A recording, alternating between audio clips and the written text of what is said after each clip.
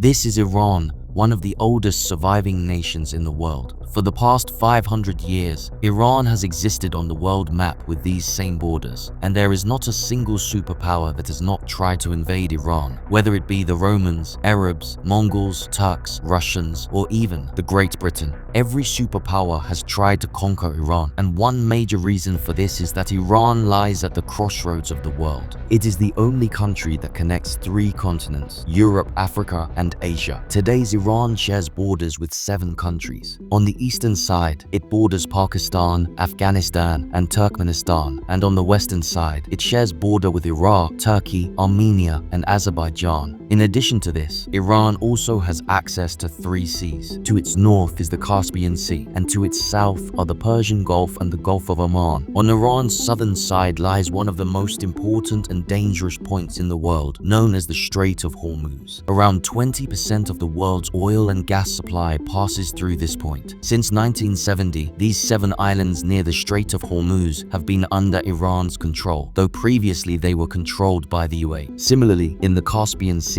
this Ashuride island is also under Iran's control. For the past 40 years, Iran has been a headache for the Western world. But what is the reason for that? Despite having such powerful armies and economies, why no Western country has been able to attack and conquer Iran? This is because all countries know that attacking Iran directly could seriously backfire. One of the major reasons that has made Iran unconquerable is its geography. In today's video, we will explore how Iran's history, geography, and proxy wars have made it so powerful and nearly impossible to conquer. Let's first understand Iran's geography. On Iran's southern and western sides lies the Zagros mountain range. This mountain range stretches across the entire coastline of Iran towards Iraq and finally Turkey on the west. It provides Iran with excellent natural protection against foreign invasion. This entire area is very rocky and extremely difficult to cross. This mountain range benefited Iran greatly in 1980 when Iraq invaded Iran. Iraq's plan was to first capture the oil-rich province of Khuzestan and then move towards the central part of Iran to take control of major Iranian cities and crush the Iranian Revolution, because all the Arab countries were worried that the effects of the Iranian Revolution might spread to the rest of the Arab world. However, in the next 2 years, the Iraqi armies could only reach Khuzestan. They made many attempts to cross the Zagros mountains to take control of Iran, but they were unsuccessful. Eventually, the Iranian army pushed the Iraqi forces back and entered Iraq.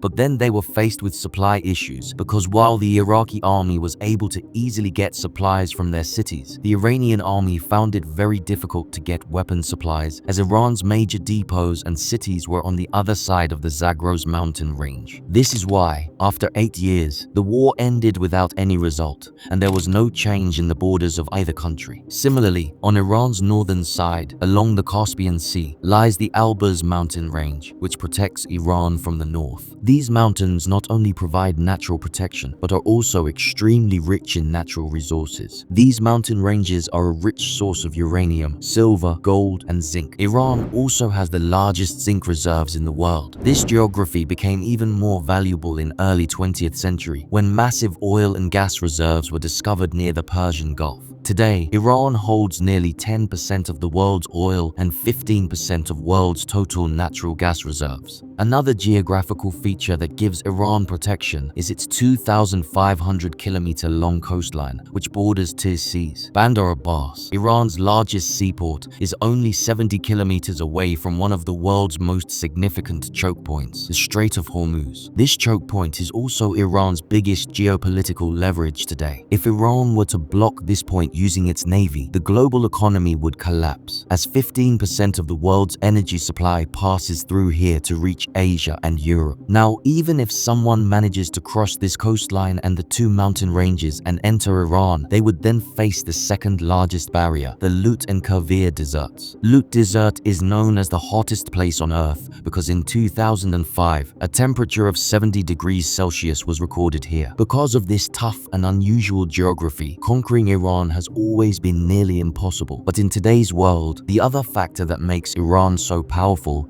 is its geopolitical strategy. strategy. First, if we look at Iran's demographics, its population is around 90 million, of which 95% are Shia Muslims. Around 62% of the population is Persian, 16% are Azeris, 10% are Kurds, and the remaining 12% are Baluch, Arab, and Turkic peoples. Before the 1979 Shia Revolution, Iran was a liberal country and a very strong ally of the United States in the region. Relation was so cordial that United States used to supply Iran with military jets. But after the arrival of Imam Khomeini, all the geopolitical dynamics changed. You might be surprised to learn that before 1979, Iran and Israel had very good relations. In fact, Iran was the second largest Muslim-majority country to recognize Israel in 1948. However, when Imam Khomeini came into power, he voiced strong support for the Palestinians and declared Israel as Iran's #1 enemy. Tehran cut all diplomatic ties with Israel, cancelled all flights to Israel, and converted the Israeli embassy in Tehran into Palestinian embassy. The first consequence of this was that Iran's relations with both Israel and the United States began to deteriorate. But this deterioration wasn't limited to just Israel and the United States. All the Arab states around Iran had become alert after the Shia revolution. They were afraid that Iran's ideology might spread to the Arab states and harm their kingdoms, as most of these Arab states were monarchies. This was the reason that all these Arab states collectively backed Saddam Hussein in 1980 to attack Iran. So after this war, Iran began to realize that if it were to survive, it would need to propagate its ideology to other countries. Because there were numerous Arab countries between Iran and its biggest enemy, Israel, and these Arab states were strongly against Iran, so it had to find a way to threaten Israel despite the distance. Iran started supporting groups that were anti-Israel or anti-Zionist, such as Hamas in Palestine, Hezbollah in Lebanon, the Fatimiyun Brigade in Syria, al-Badr in Iraq, and the Houthis in Yemen. This entire network today is called the Axis of Resistance, and through this network, Iran exerts pressure not only on Israel but also on Arab countries, forcing them to think 1,000 times before taking any step against Iran. A recent example of this is when Israel began bombing in Gaza. Hezbollah in Lebanon fired missiles at Israel, and Yemeni Houthis started targeting Israeli and American ships passing through the Red Sea with drones. This proxy warfare strategy has made Iran very dangerous. Now, speaking of warfare strategy, it's important to mention about Iran's drone technology here. In January 2024, when Houthis continuously launched drone attacks on containers passing through the Red Sea, France used Aster-15 surface-to-air missile worth $1 million to shoot down a Yemeni Shahid drone, which costs only $20,000. Iran supplies these drones to the Yemeni Houthis, and they have gained such notoriety that even Russia is using these Iranian drones in the war against Ukraine. According to a 2022 report by the American Central Command, Iran possesses the most modern and extensive ballistic missile arsenal in the entire Middle East. All of Iran's missiles have a range capability of up to 2,000 kilometers. In a nutshell, if we consider Iran's geography, its proxy strategy, and its drone technology, despite the Western sanctions on Iran and its relatively small economy, Iran appears to be a country with significant uncertainties regarding its potential. Whether it's Iran's nuclear program, funding of its proxy networks, or its missile technology, there are many gray areas about Iran that makes Western countries so hesitant to launch a direct attack on it. For instance, if we consider the fact that two of the world's choke points, Strait of Hormuz and Bab el-Mandeb, are within Iran's target range, this gives Iran a significant geopolitical advantage. Additionally, both Russia and China are now unofficially backing Iran. Recently, after the assassination of Hamas leader Ismail Haniyeh in Iran, several unconfirmed reports emerged, suggesting that Russian intelligence and military generals met with Iranian officials, assuring them that if Iran retaliates against Israel, they would fully support Iran. At the moment, Ismail Haniyeh's assassination has raised many questions about Iran's internal security, and it seems that there may be some internal instability as well. We have made a video on Iran's retaliation and what it could mean for the world. We will soon upload this video on our channel. These are all the sources we consulted for this video. See you in the next video with another interesting topic. Take care.